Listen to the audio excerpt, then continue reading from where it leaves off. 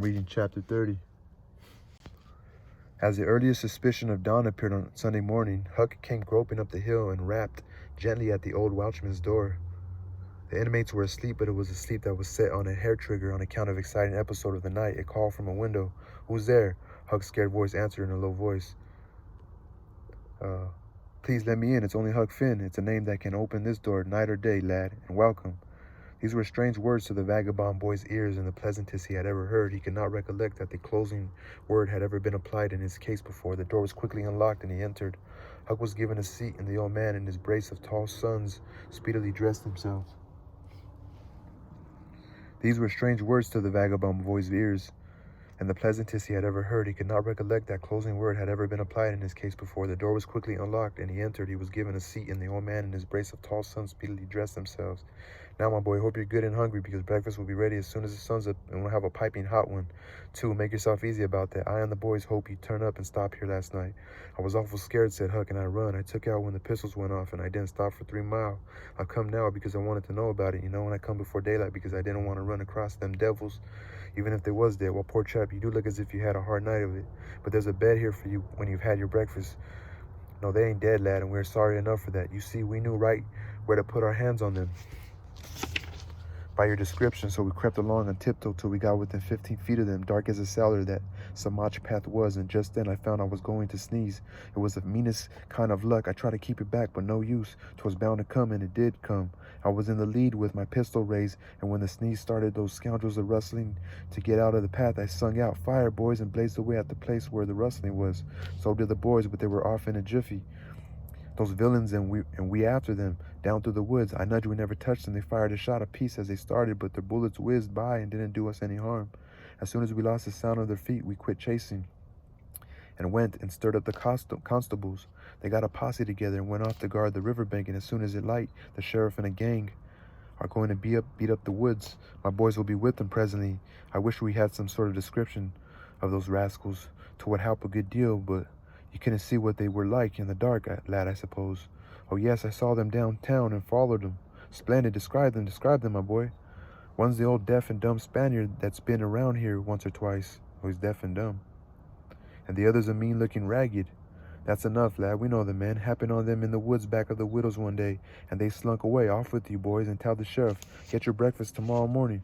The watch's sons departed at once. As they were leaving the room, Huck sprang up and exclaimed, "Oh, please don't tell anybody it was me that blowed on them. Oh, please." "All right, if you say it, Huck. But you ought to have the credit of what you did." "Oh, no, please don't tell." When the young men were gone, the old Welshman said, "They won't tell, and I won't. But why don't you want it known?"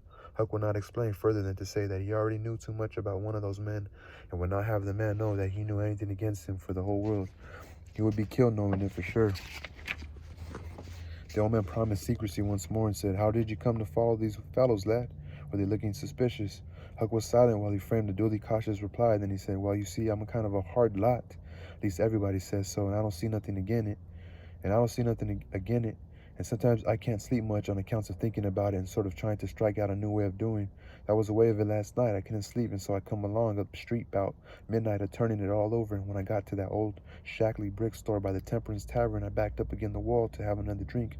Well, just then along comes these two chaps slipping along close by with something under their arm, and I reckon they'd stole it. One was a smoking, and the other one wanted a light, so they stopped right before me, and the lit cigars lit up their faces, and I see that the big one was the deaf and dumb Spaniard by his white whiskers and the patch on his eye, and the other was a rusty, ragged-looking devil. Could you see the rags by the light of the cigars?" This staggered Huck for a moment. Then he said, "Well, I don't know, but somehow it seems as if I did." Then they went on, and you followed them. "Yes, that was it. I wanted to see what was up. They sneaked along so. I dogged them to the widow's stile, the widow's, and stood in the dark and heard the ragged one beg for the widder, and the Spaniard swear he'd spile her looks just as I told you, and you too." "What? The deaf and dumb man said all that?" Huck had made another terrible mistake. He was trying his best to keep the old man from getting the faintest hint of who the Spaniard might be. Yet his tongue seemed determined to get him in trouble in spite of all he could do. He made several efforts to creep out of his scrape, but the old man's eye was upon him, and he made blunder after blunder. Presently the Welshman said, "My boy, don't be afraid of me. I wouldn't hurt a hair of your head for all the world. No, I'd protect you. The Spaniard is not a deaf and dumb. You've let that slip without intending it. You can't cover that up now. The Spaniard is not deaf and dumb. You've let that slip without intending it. You can't cover that up now. You know something about the Spaniard that you want to keep dark. Now trust me, tell me what it is, and trust me, I won't betray you. Huck looked into the old man's honest eyes a minute and then bent over and whispered in his ear, "'Tain't the Spaniard, it's Injun Joe." The Welshman almost jumped out of his chair in a moment. He said, "It's all plain enough, wow. When he talked about notching ears and slitting noses, I judged that was your own embellishment, because white men don't take that sort of revenge, but an Injun, that's a different matter altogether. Guess that's how they say Indian, Injun. Injun.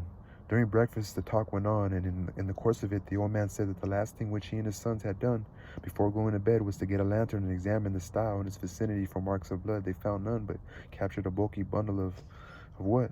If the words had been lightning, they could not have leaped with a more stunning suddenness from Huck's blanched lips. His eyes were staring wide now and his breath suspended. Waiting for the answer, the watchman stared and returned. 3 seconds, 5 seconds, 10, then replied, "A burglar tools." "Why, what's the matter with you?" Hunk sank back, panting gently but deeply, unutterably grateful. The watchman eyed him gravely, curiously, and presently said, "Yes, burglar tools. That appears to relieve you a good deal, but what did you give that turn? What were you expecting we'd found?" Huck was in a closed place. The inquiring eye was upon him. He would have given anything for material for a plausible answer. Nothing suggested itself. The inquiring eye was boring deeper and deeper. A senseless reply offered. There was no time to wait.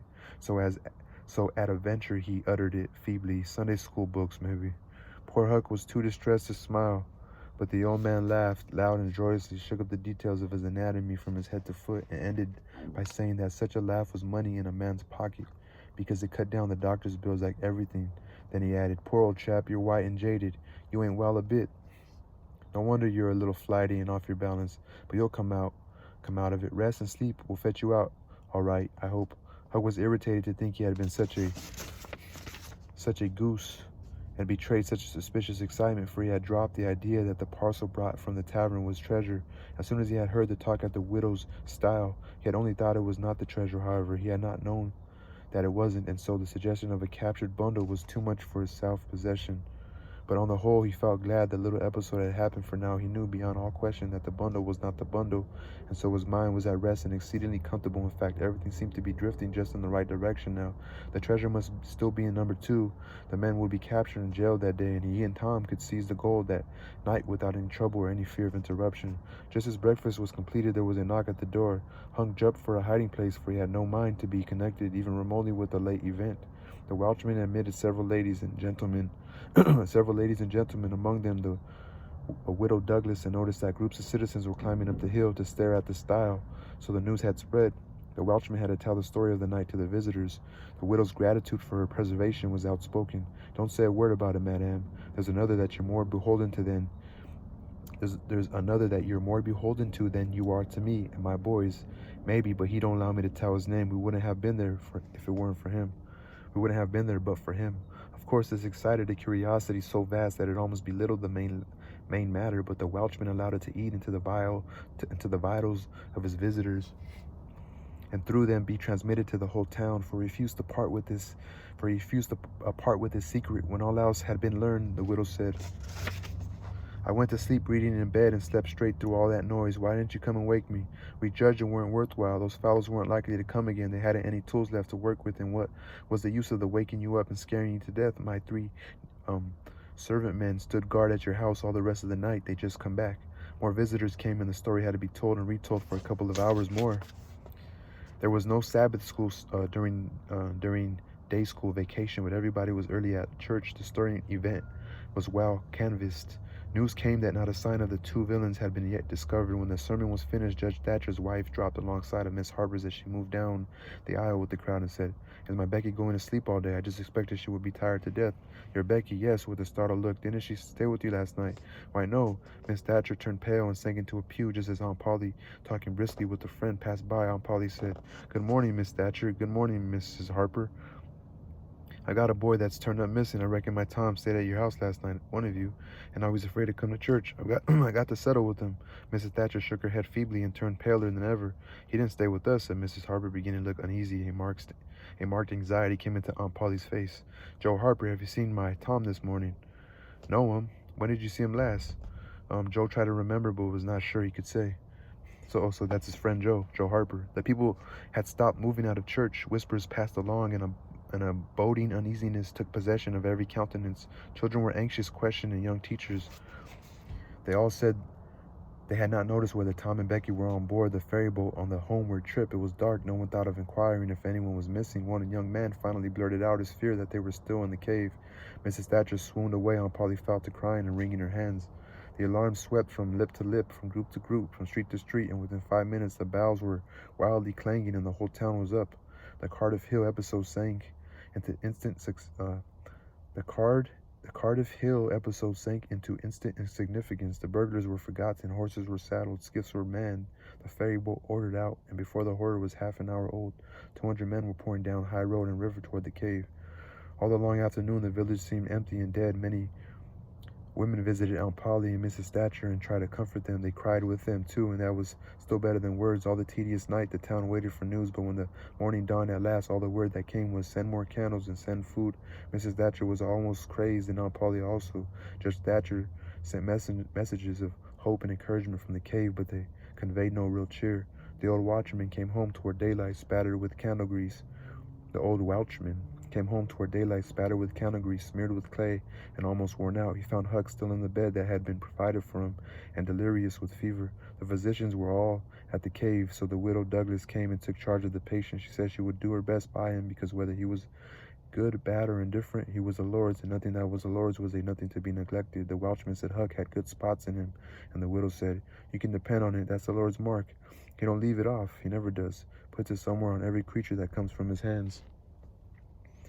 So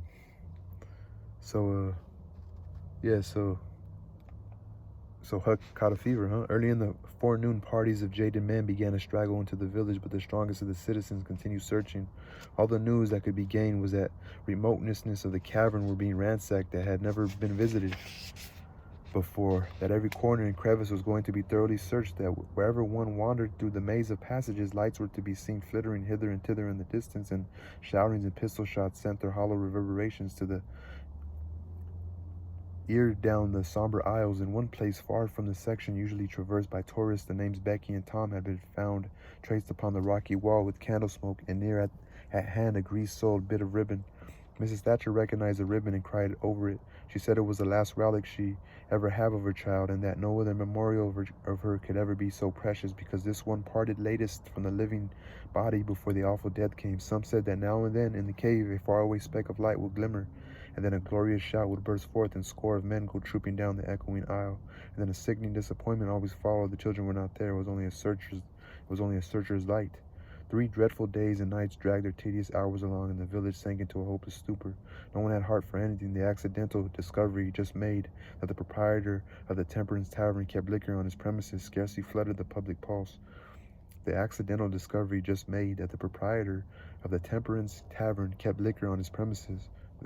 that illegal?